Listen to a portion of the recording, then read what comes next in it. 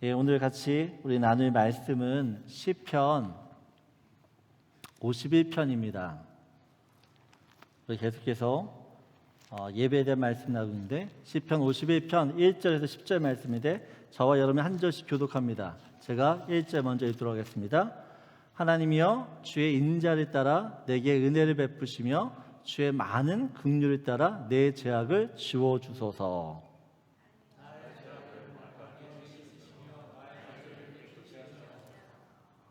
물은 나는 내 죄가를 아오니 내 죄가 항상 내 앞에 있나이다.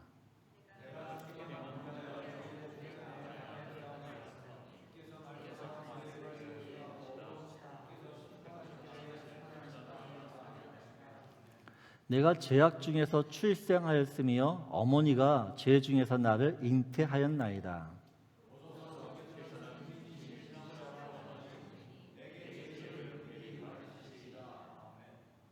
우슬초로 나를 정결하게 하소서. 내가 정하리이다. 나의 죄를 씻어주소서. 내가 눈보다 희리이다.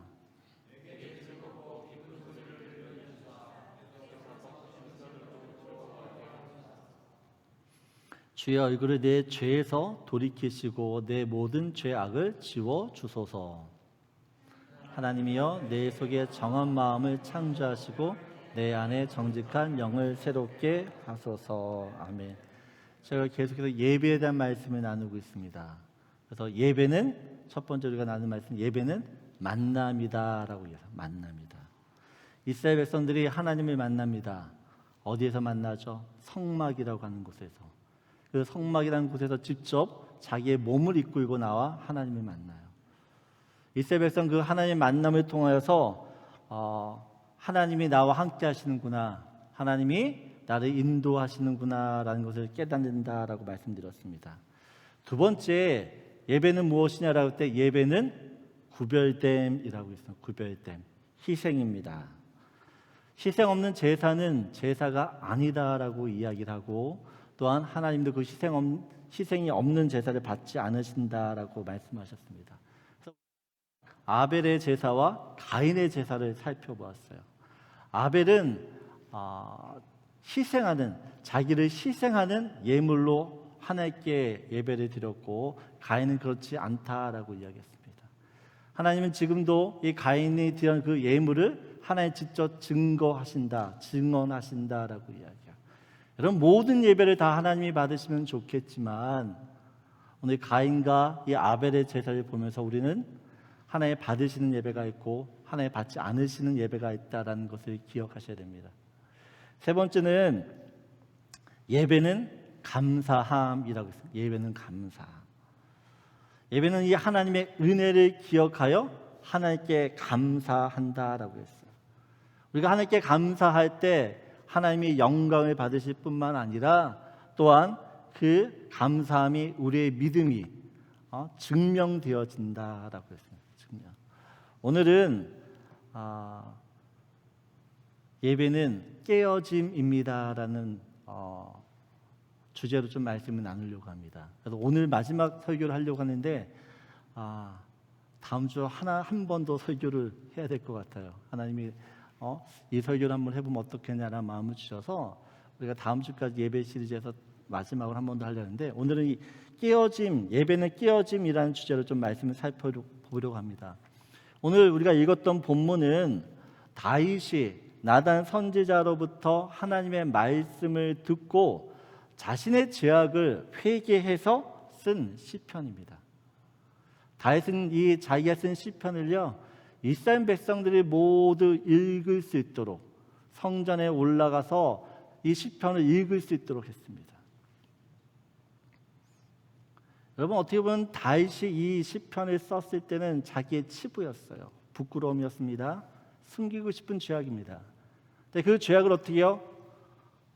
시로 썼는데 그 시를 이스라엘 백성들이 다 읽게 했다라는 것이에요. 읽게 했다. 예배는 하나님과 만남이라고 합니다. 만남. 여러분, 하나님을 만나시는 게 좋으십니까? 아멘이시죠? 그래서 자꾸 하나님을 만나고 싶으십니까? 자꾸는 아닙니까? 우리가 하나님을 만나고 싶으면 계속 만나고 싶죠. 그런데 만일 이곳에 지금 여기에 하나님이 앉아 계시는 것을 내가 눈으로 직접 본다 그러면 여러분 어떠실 것 같습니까? 하나님 지금 이곳에 내가 눈으로 볼 수 있는 이곳에 딱 계시면 여러분 어떠실 것 같아요? 그런 상상을 안 해보시나요?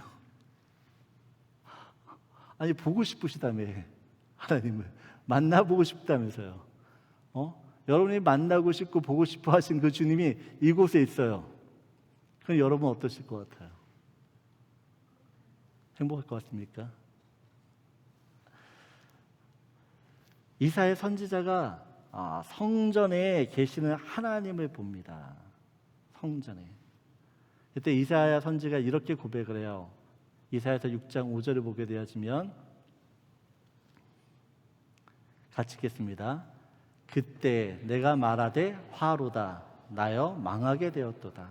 나는 입술이 부정한 사람이요 나는 입술이 부정한 백성 중에 거주하면서 만군의 여호와이신 왕을 배웠음이로다 하였더라. 여러분 이사야가 하나님을 만났어요. 근데 그 반응이 어떤 반응입니까?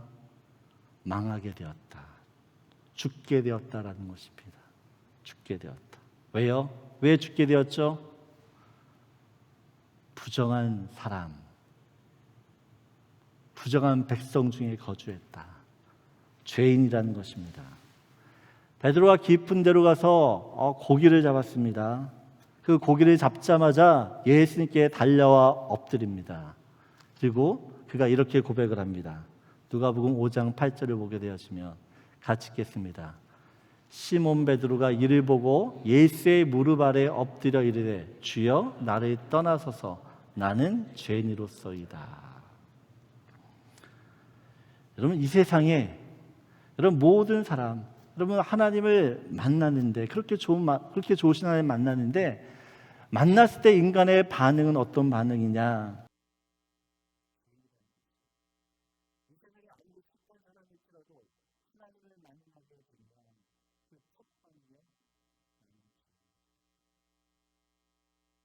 자기의 죄된 모습을 봅니다. 여러분들도 예수님을 처음 만났을 때를 한번 회상해 보세요. 어떤 고백을 하셨습니까?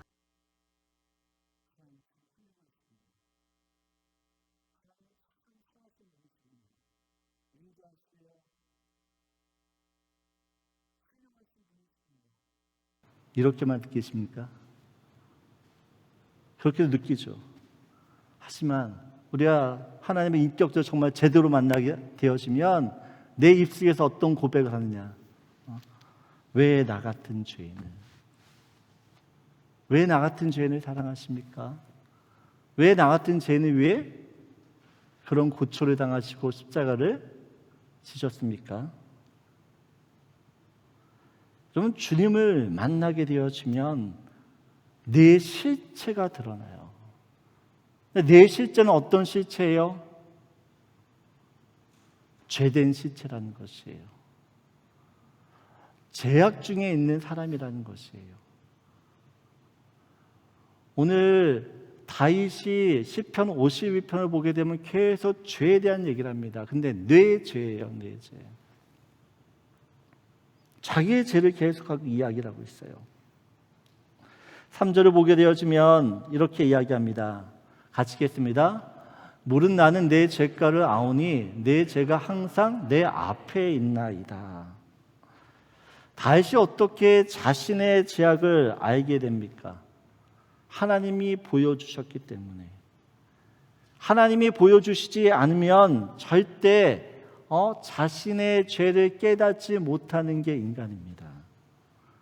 자기가 죄인인지 몰라요.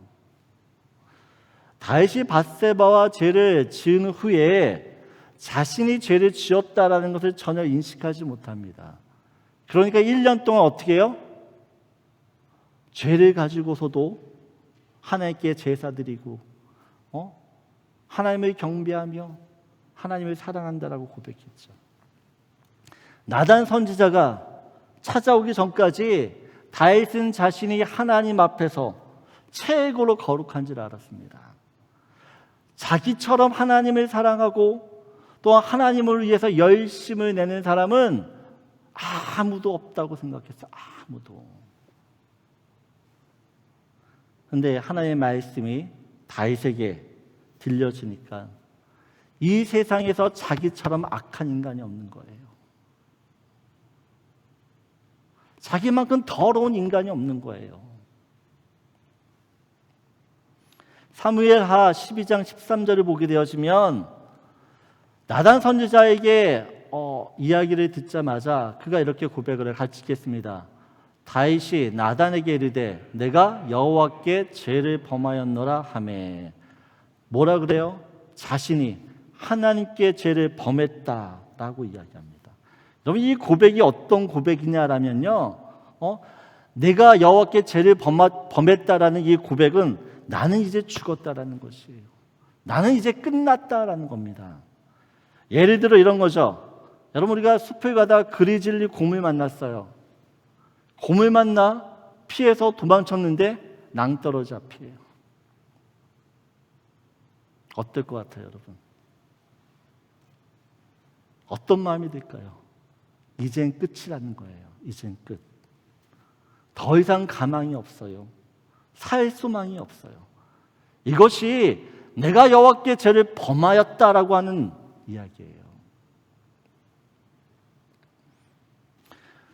우리가 나단이 이렇게 하죠. 나단이 다윗에게 말하되 여호와께서도 당신의 죄를 사하셨나니 당신은 죽지 아니하리라.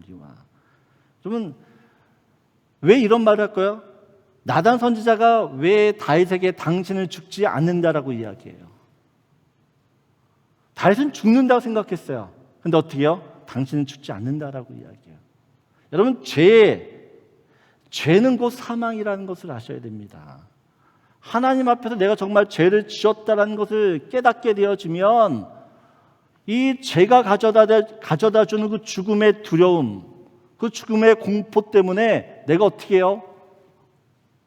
어떻게 할 수가 없는 것이에요. 이스라엘 백성들이 하나님을 만나러 올 때마다 짐승을 제물로 가지고 옵니다. 가져온 짐승을 어떻게 해요? 제단 앞에서 죽이고 피 흘리게 하며 가죽을 벗기고 또한 각을 뜨고 뼈를 잘라 내장과 이것들 다 함께 가지고 태워버려요. 그 짐승이 누구예요? 그 짐승이 누구예요? 그들 자신이에요. 이스라엘 백성들은 자기 대신 죽어가는 그 짐승을 바라보면서 자신의 죄를 보는 거예요. 내가 죄인인데 내 죄 때문에 죽는구나. 죄를 지으면 저렇게 처절하게 처참하게 죽는구나. 야, 절대 죄 지으면 안 돼야지. 이것이 제사의 본래 의미예요. 제사의 본래 의미. 여러분, 마찬가지로 오늘날 성도가 예배를 통해 하나님을 만나요. 거룩하신 하나님을 만납니다. 말씀이신 그 하나님 앞에 우리가 다 서게 돼요. 말씀 앞에 우리가 선다라는 것이에요, 여러분. 여러분, 거울 앞에 내 모습을 보면 내 모습이 다 보여요. 마찬가지로 예배는 거룩하신 그 하나님이 우리의 영혼을 비추는 거울이 되셔요. 그래서 우리는 하나님 앞에 서게 되어지면 내 안에 있는 죄들을 어떻게 해요? 보게 되는 것이에요. 예배를 통해서 여러분 무엇을 봐야 되느냐? 무엇을 깨달아야 되느냐? 나를 봐야 돼요. 내 실체를 봐야 된다는 것이에요. 여러분, 죄를 본다라는 건 죄를 인식한다라는 이야기입니다. 죄 인식은 내 자아가 깨어졌을 때 일어나는 현상이에요. 인식의 변화가 곧 깨어짐입니다. 내 자아가 깨어지게 되어지면 내 안에 숨겨져 있던 그 죄악들이 그 죄가 보이기 시작해요. 그리고 그 죄가 드러나야지만 그때부터 구원의 소망이 생겨요. 왜냐하면 예수님은 의인을 부르러 온 곳이 아니라 죄인을 부르러 왔기 때문에 자기가 죄인이라고 깨닫는 사람만이 예수 그리스도를 어떻게 해요? 구원자 복음으로 믿게 되어져요. 여러분, 예배를 통해 우리의 영혼들이 깨어질 때 우리의 실체를 인식하게 됩니다. 그럼 우리는 예수를 붙들게 되는 거죠. 저는 우리가 여러분이 예배를 드릴 때마다 여러분의 모습을 봤으면 좋겠어요. 내 모습이 어떤 모습인지. 착한 사람인지 알고 왔는데 예배를 드릴 때마다 어떻게 해요? 아, 내가 악하구나. 내가 정말 못됐구나. 내가 정말 형편없구나. 여러분, 이걸 느껴야지 어떻게 해요? 예수 그리스도가 나한테 정말 복음이 돼서 나의 구원이 이루어지는 것이에요. 예배를 통해서 그런 은혜가 있길 원합니다. 첫 번째 나누고 싶은 말씀입니다. 같이 읽겠습니다. 거룩하신 하나님 앞에 내 실체를 보는 게 예배입니다. 여러분, 예배를 통해서 나를 볼 때 구원의 주님을 붙들게 되어지는 것이에요. 우리 두 번째로 10절 말씀입니다. 우리 10절 같이 읽겠습니다. 하나님이여 내 속에 정한 마음을 창조하시고 내 안에 정직한 영을 새롭게 하소서. 다윗은 자신의 죄를 보았습니다. 하나님 앞에서 무슨 죄를 저질렀는지 알게 되었어요. 아까도 말씀드렸지만 죄는요, 자기 스스로 죄를 보지 못해요. 죄인이 자기 죄를 보려고 그러면 반드시 하나님의 은혜가 개입되어져야 됩니다. 하나님의 은혜가 부어져야지만 내 죄를 보는 거예요. 여러분, 우리가 예배를 드려도 하나님의 은혜가 없으면 내가 죄인인지를 모르고 그냥 들고 가요. 그러나 하나님의 은혜가 임하게 되어지면 내가 죄인이라는 걸 깨달아요. 하나님이 내 안에 있는 죄를 보게 하시면 그 다음 반응은 어떤 반응이냐? 이 죄에서 벗어나고 싶어요. 예전처럼 죄가 달콤하거나 예전처럼 그 죄가 매혹적이지 않아요. 오히려 그 죄가 가증스럽고 혐오스럽고 미워요. 그래서 돌이키는 거, 돌아서는 거, 우리는 이것을 회개라고 이야기합니다. 그럼 구약에서 회개라는 이 단어가 1000번 이상 나와요. 1000번 이상. 근데 구약에서 이 회개는 언제나 악으로부터 하나님께 돌아오는 의미예요. 우상 숭배로부터 돌아오는 것이에요. 터닝하는 것이에요. 컨버트하고 바뀌는 것이고 하나님께 가는 것이에요. 신약 시대, 신약의 회개라는 단어의 의미는 방향을 전환한다는 것입니다. 방향을 전환하기 위해서는 멈춰 서야 돼요. 그리고 어떻게 해요? 새로운 방향으로 돌려야 되는 것입니다. 예수님께서 회개하라고 했을 때는 죄된 삶을 어떻게 해요? 멈추는 거죠. 그 삶에서 그다음 어떻게 해요? 돌이키는 것을 이야기해요. 어떤 목사님이 길거리에 방치되었던 이 아이들 데려다가 살기 시작했습니다. 살기 시작했어요. 처음엔 제대로 씻지도 않고 몇 년 동안 입었던 옷도 벗지 않으려고 했어요. 조금씩 삶이 변화되어지고 1년이 지나 어느 날 목사님이 아이를 불렀어요. 그리고 예전에 아이들이 입었던 옷을 주면서 입어보라고 그런 거예요. 어떻게 반응했을까요? 네? 진저리를 치는 거예요. 그 옷 입기 싫다는 거죠. 예전에 그 옷을 입고 있고 그 옷을 벗지 않으려고 그러고 살았는데 다시 그 옷을 주니까 어떻게 해요? 깨끗한 옷을 입고 그 옷을 주니까 어떻게 해요? 안 입어요. 회개가 뭐예요? 여러분, 죄된 자리에서 회개를 하고 돌아섰으면 절대 그 자리로 돌아갈 수 없어요.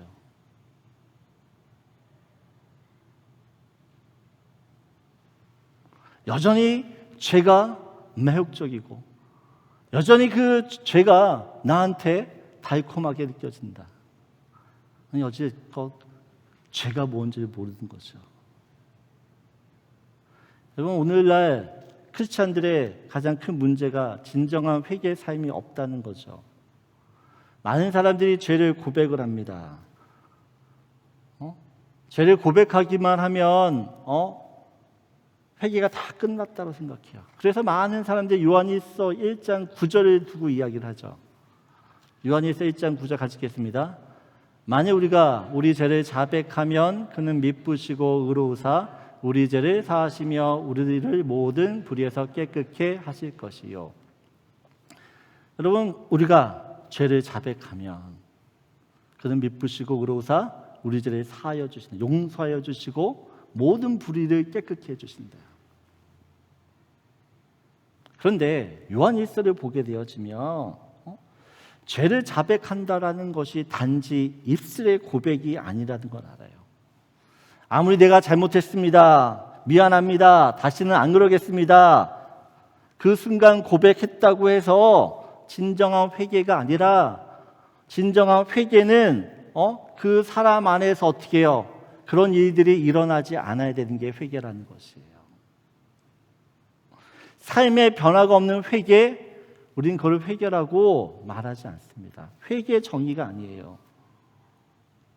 회개의 정의는 죄에서 떠나는 것이에요. 다시 돌아가지 않는 것이에요.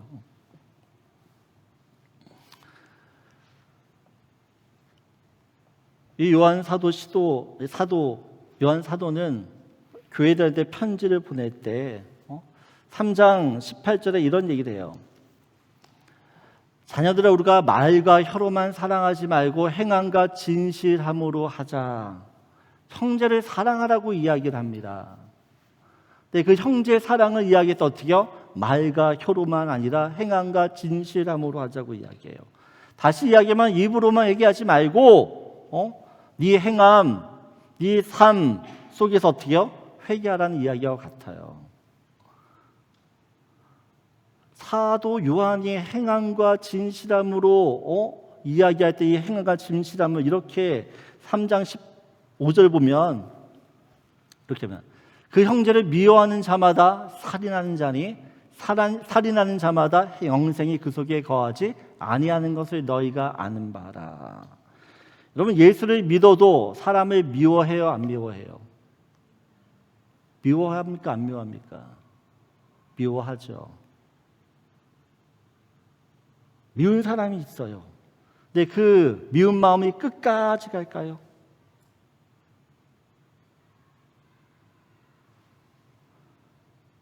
우리가 형제를 미워할 수 있지만 그 미움이 끝까지 가지 않아요.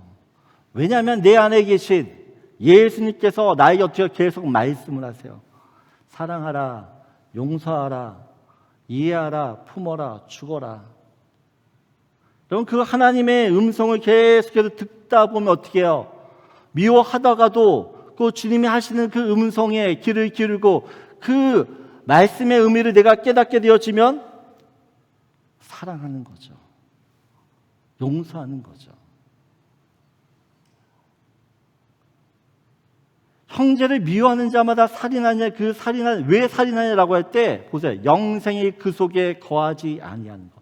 영생은 하나님의 아들이라고 합니다. 예수예요. 영생은 영원한 생명인데 그 영원한 생명이 하나님의 아들이에요. 아들 예수 그리스도가 우리 안에 없는 사람 어떻게 해요? 미워하죠. 끝까지 미워하는 거예요. 하지만 영생이신 그 하나님이 우리 안에 있으면 그 주님이 어떻게 우리를 사랑하지 못한 사람도 사랑하게 이끄시는 거예요. 16절을 보게 되어지면 이렇게 이야기합니다. 같이 읽겠습니다. 그가 우리를 위하여 목숨을 버리셨으니 우리가 이로써 사랑을 알고 우리도 형제들을 위하여 목숨을 버리는 것이 마땅하니라. 하나님께서 우리에게 요구하시는 이웃사랑의 끝이 무엇이냐라고 할 때 결국 내 목숨을 내놓는 거예요. 여러분, 이것을 할 수 있는 이유, 이런 사랑할 수 있는 이유는 내 안에 생명이신, 내 안에 그 생명이신 주님이 나를 그런 삶으로 인도하시기 때문에 그래요. 여러분, 회개는 절대 입으로 하는 것이 아니에요. 그런 회개는 주님이 받으시지도 않고 그런 회개를 회개라고 인정도 안 하세요. 하나님 원하시는 진정한 회개는요, 내 삶을 부인하는 것, 예전의 삶을 부인하고 미워하는 것이에요. 그 회개도 근데 내가 하는 게 아니라 내 안에 계신 주님이 하는 것이에요. 내가 회개하려고 하는 그 마음을 가지고 주님에게 나아갈 때 주님이 어떻게 도와주세요. 형제를 미워하다가도 진실로 회개하기만 하면 어떻게 해요?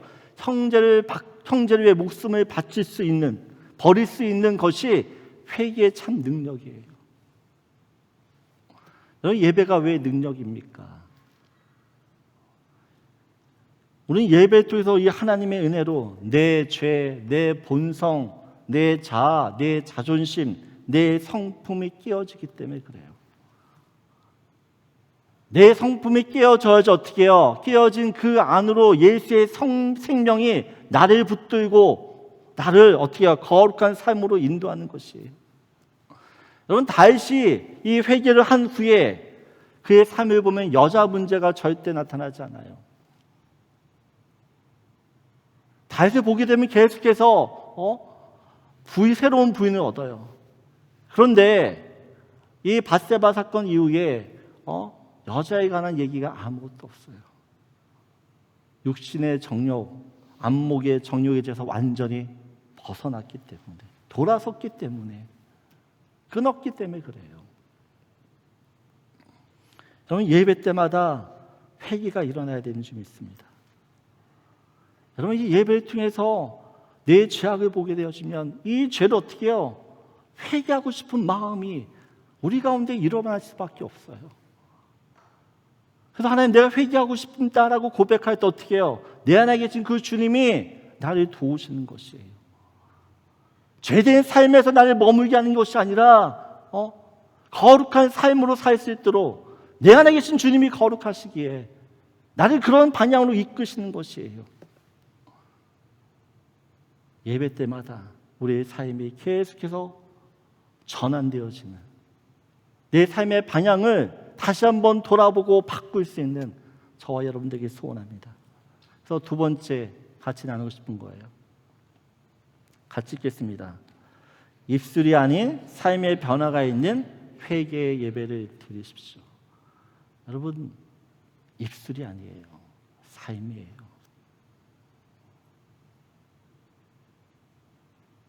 그 삶의 변화가 있을 때 하나님 그 예배를 받으세요. 우리 마지막으로 17절입니다. 우리 17절 17절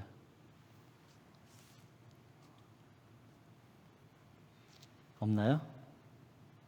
시편 51편 17절 이렇게 얘기합니다. 하나님께서 구하시는 제사는 상한 심령이라. 하나님이여 상하고 통회하는 마음을 주께서 멸시하지 아니하시리이다 라고 이야기해요. 다윗은 회개한 후에 하나님께 나아갈 때 가장 중요한 것이 이 상한 심령이라는 것을 알았습니다. 상한 심령은 깨어진 마음이에요. 마음이 깨어졌기 때문에 누군가 도와주지 않으면 안 되는 절박한 상태가 상한 심령이에요. 여러분, 이 상한 심령을 예수님께서도 말씀하셨어요. 마태복음 5장 3절을 보면 팔복에 심령이 가난한 자는 복이 있나니라고요. 이 심령이 가난한 자, 이것이 상한 마음이에요. 상한 마음. 성경에서 이 심령이 가난하다라는 것이 무슨 뜻이냐라고 할 때 절대적이고 또한 극단적인 빈곤에 허덕이는 거지. 절대 거지라는 것이에요. 생존을 위해서 누군가가 도와주지 않으면 안 되는 상태. 아무것도 없어요. 영적인 파산 상태가 이 가난한 자, 심령이 가난하다라는 이야기예요. 여러분, 영적으로 절대 빈곤의 상태이기 때문에 이런 사람들은 절박해요. 간절해요. 한시가 급하고 시급해요. 주님이 아니면 도저히 살 수 없다는 그 심정, 이 심정으로 가지고 어떻게 해요? 죽기 살기로 하나님께 매달리는 것이에요. 내게는 주님밖에 도울 사람이 없습니다. 주님밖에는 방법이 없습니다. 주님밖에는 답이 없습니다. 이런 마음을 가지고 주님 앞에 나오는 사람, 이 사람을 심령이 가난한 사람이라고 이야기해요. 이런 사람들이 어떻게 하나님이 복을 주신다라고 말씀하십니다. 마치 야곱이 약복강가에서 어떻게 해요? 하나님과 씨름을 해요.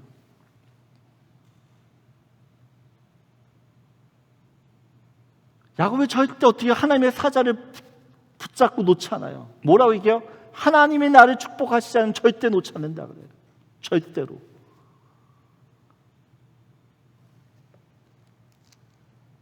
그 절박함이에요. 그 절박함. 그것이 상한 심령이에요. 그것이 가난한 마음입니다. 여러분, 주님께 예배 드릴 때 어떤 마음으로 나오세요? 우리에게 가난한 마음이 있냐는 것이에요. 내가 정말 하나님의 은혜에서 지금 은혜가 없어서 죽을 것 같은데, 내가 지금 당장 죽을 것 같아.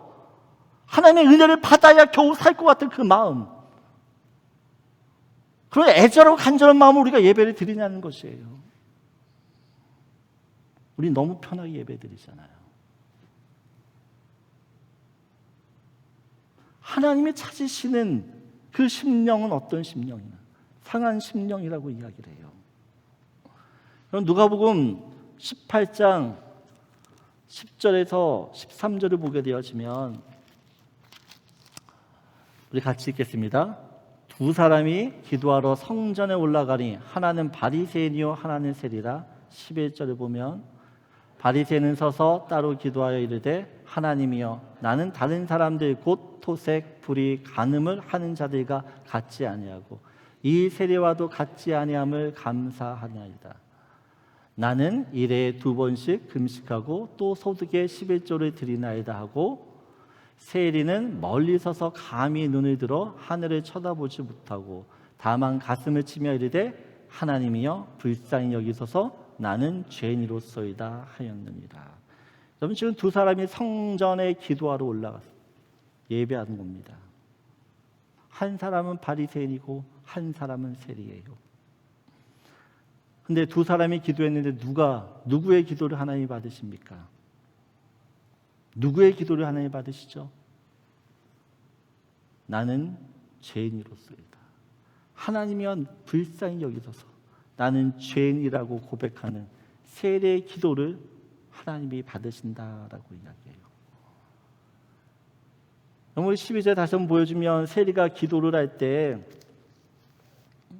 기도하는 11절, 우리 12절을 보게 되어지면 이 세리가 기도를 하잖아요. 여러분, 이 바리새인이 기도하는 모습을 보면서 어떤 생각을 합니까?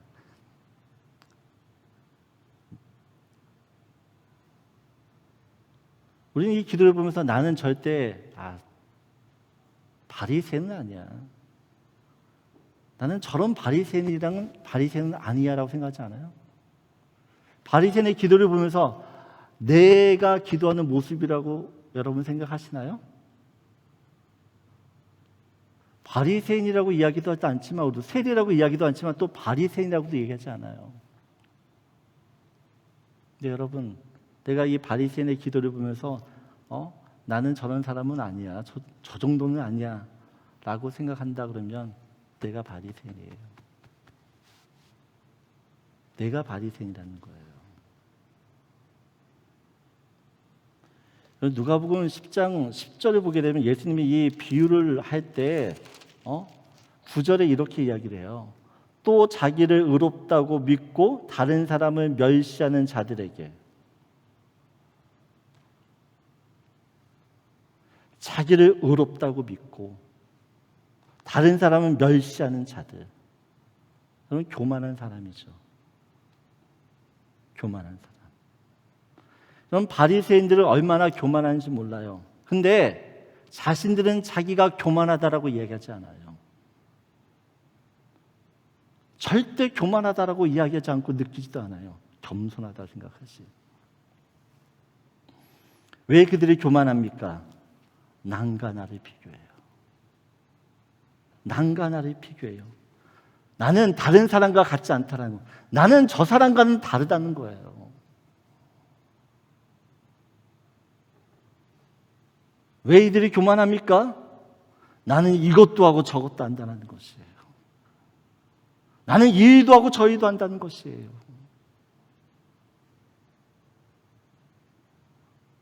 절대 자신이 죄인이라고 얘기하지 않아요. 교만이라는 것이에요.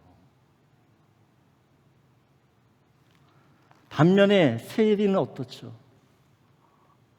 여러분, 세리는요, 절대 다른 사람 쳐다볼 틈이 없어요. 다른 사람과 비교할 수가 없어요. 왜요? 판단하지 않아요. 내 죄가 큰데. 내 죄밖에 안 보이는 거예요. 내 죄밖에. 여러분, 세리가 성전에 올라가면서 헌금했을까 안 했을까요? 금식했을까 안 했을까요? 여러분, 정말 자신이 죄인이라고 하는 사람은 하나님을 위해서 이 죄를 끊기 위해 금식도 하고 헌금도 하고 구제도 하고 다 해요.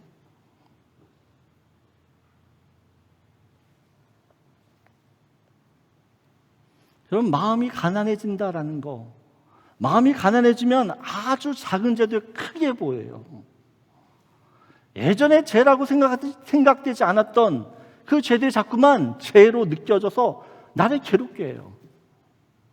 여러분, 하나님 앞에서 살인죄나 거짓말하는 죄나 수근수근 난 뒷담화 까는 건 똑같아요. 똑같은 죄라는 것이에요. 마음이 가난해지면 아주 작은 죄가 내가 화내는 거, 분내는 거, 미워하는 거, 이것이 살인죄처럼 느껴지는 거예요.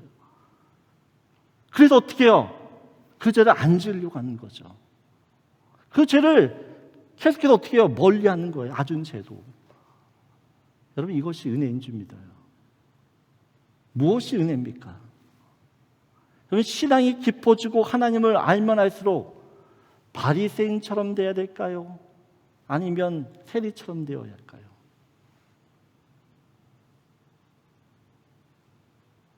내가 목사고 내가 장로고 내가 권사고 내가 셀리더고 여러분, 아무런 소용없어요. 내가 정말 믿음이 있고 하나님을 알면 우리는 절대 바리새인처럼 말하지 않아요. 세리처럼 말하지. 내 안에 높아진 마음, 부한 마음을 깨뜨리지 않으면 가난한 마음, 상한 마음 가질 수가 없어요. 하나님 우리한테 뭘 원하십니까? 상한 마음을 원하신다고 그랬어요. 깨어진 마음, 죄된 마음, 가난한 마음. 그 마음을 가진 사람들이 어떻게 하나님의 은혜를 사모하는 것이에요. 그 은혜를 사모하는 사람들에게 어떻게 하나님의 은혜를 주시는 거죠. 여러분, 다윗이 왕의 신분으로 하나님께 나와 예배를 드려요. 부한 마음이에요. 높아진 마음이고 나는 어떻게 해요? 착하다는 거예요. 의롭다는 마음을 가지고 나와요. 그럴 때 어떻게 해요? 형식적인 제사가 돼요. 하나님 받으시는 예배가 아니라는 것이에요. 하지만 다윗이 자기가 큰 죄인이라는 그 모습으로 하나님께 상한 심령으로 나올 때 어떻게 해요? 주님이 그 예배를 받으세요.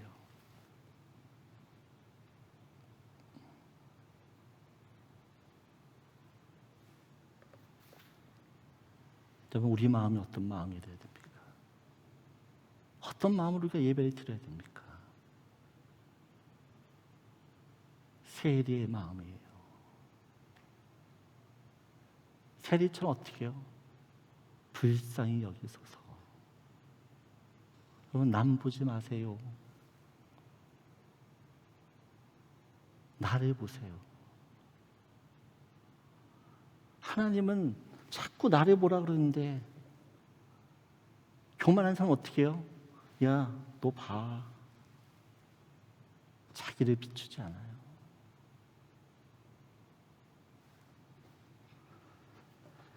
마지막으로 같이 나누고 싶은 말씀입니다. 같이 읽겠습니다. 네, 상한 심령, 깨어진 심령으로 하나님을 예배해야 된다는 것이요. 그 예배를 드릴 때 하나님 우리의 그 상한 마음에, 가난한 마음에 하나님의 놀라우신 은혜로 채워주실 줄 믿습니다.